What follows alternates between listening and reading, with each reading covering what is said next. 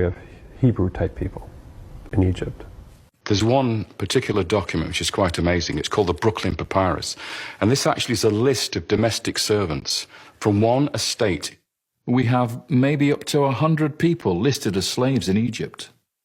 When we look at those names, 70% of them are Semitic names. And you can literally pick off Israelite names in there. Menachem, Issachar, and Asher, the names of 2 other tribes of Israel.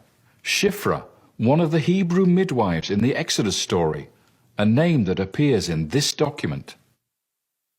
These are Hebrew Israelite slaves, and they're in a papyrus from the 13th dynasty, not from the 19th dynasty, not from the time of Ramesses II in the New Kingdom, but from the 13th dynasty, the Middle Kingdom. What does this mean to you? What does it say? This is real evidence for the time when the Israelites were in Egypt as slaves. It's when you get a text, suddenly you've got history. Archaeology, you have to interpret. When you have a text, this is something very different.